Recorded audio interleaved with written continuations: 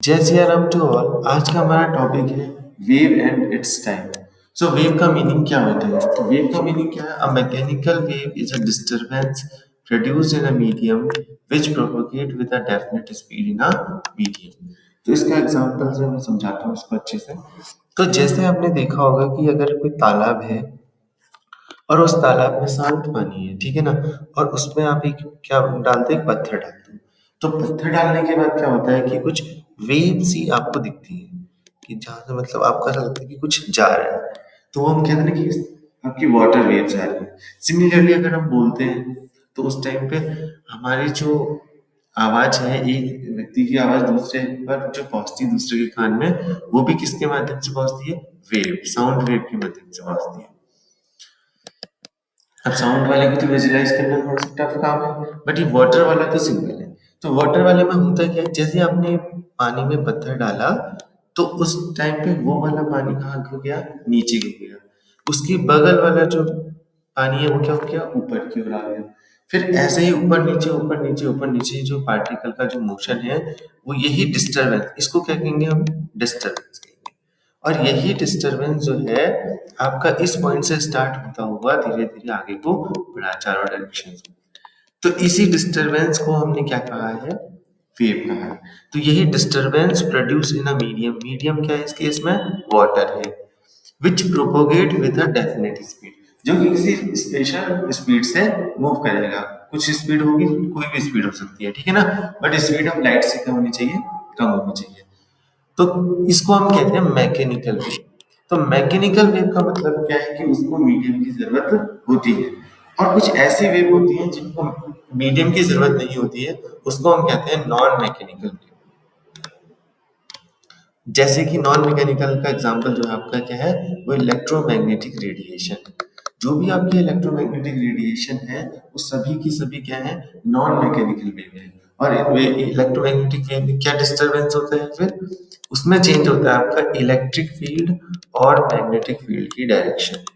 तो ये disturbance propagate होता है। और जो वेव की डायरेक्शन होगी वो इसके क्या होगी? परपेंडिकुलर होगी। इलेक्ट्रिक फील्ड और मैग्नेटिक फील्ड भी परपेंडिकुलर होंगे, और वेव की जो डायरेक्शन है वो भी क्या होगी?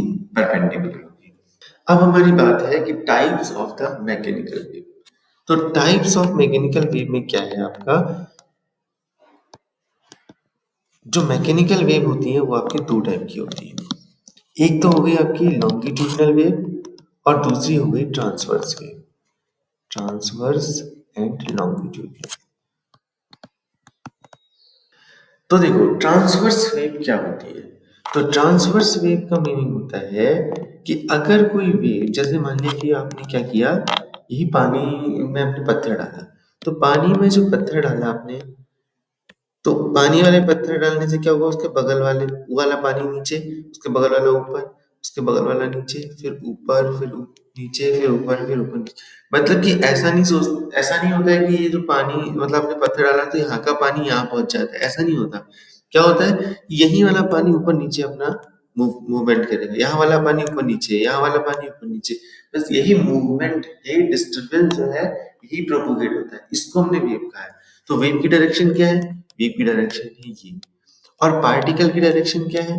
अपनी मीन पोजीशन से ऊपर नीचे ऊपर नीचे। वेव की डायरेक्शन ऐसे। तो इसका मतलब क्या है कि जब पार्टिकल की डायरेक्शंस, जिस मीडियम में वो वेव जनरेट हुई है उसकी डायरेक्शन, और जो वेव है उसकी डायरेक्शन एक दूसरे के परपेंडिकुलर अगर होती है, तो उस टाइम पर जो वेव जनरेट होंगी उनको हम कहेंगे ट्रांसवर्स वेव।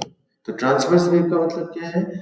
ट्रांसवर्स वेव का मतलब है कि जब किसी मीडियम के पार्टिकल जिसमें वेव कोई प्रोपेगेट हो रही है, उनका वाइब्रेशन और वेव का जो वाइब्रेशन है या वेव का जो मोशन है, प्रोपोगेशन है, वो अगर एक दूसरे के परपेंडिकुलर होगा तो हम उसको कहेंगे ट्रांसवर्स वेव। सेकंड वाला आप समझ गए होंगे लॉन्गिट्यूडनल वेव क्या होगा? तो लॉन्गिट्यूडनल वेव का मतलब होगा कि अगर आपका जो वाइब्रेशन है, पार्टिकल का वाइब्रेशन अपनी पोजीशन से मीन पोजीशन से, और वेव का जो डायरेक्शन है प्रोपगेशन का, वो अगर एक दूसरे के क्या होंगे, मतलब एक ही लाइन पे होंगे, तो हम उसको कहेंगे लॉन्गिट्यूडनल वेव कहेंगे। तो इसका एग्जांपल में आप ले सकते हैं साउंड वेव, इसका एग्जांपल में साउंड वेव आप लेंगे तो उसमें क्या होगा, कंप्रेशन एंड रेयरफेक्शन। यहाँ का प्रेशर ज्यादा फिर कम, फिर ज्यादा फिर कम, क्योंकि जो साउंड वेव होती है वो क्या होती है, उसमें प्रेशर डिफरेंस के कारण जनरेट होती है। तो ये है आपकी लॉन्गिट्यूडिनल। तो जो ट्रांसवर्स वेव है, इसमें जो वेव जो हम दिखाएंगे, वेव का प्रोपगेशन, वो दिखाते हैं आपके क्रेस्ट एंड ट्रफ के फॉर्म। तो जैसे ये अगर आपके पास है, तो ये जो हाईएस्ट जो मैक्सिमम पोजीशन है, इसको क्रेस्ट कहेंगे, मेन पोजीशन से प्लस वाली, और इसको कहेंगे ट्रफ। तो क्रेस्ट एंड ट्रफ के फॉर्म में वेव का प्रोपगेशन होता है। और यहाँ पर आपका कंप्रेशन एंड रियरफेक्शन, यहाँ पर जो होगा आपका वेव कंप्रेशन एंड रेयरफेक्शन। तो इसके रेयरफेक्शन, तो इसके बेसिस पे आपका क्या होता है, वेव का मोशन होता है, जैसे अराउंड टू आर।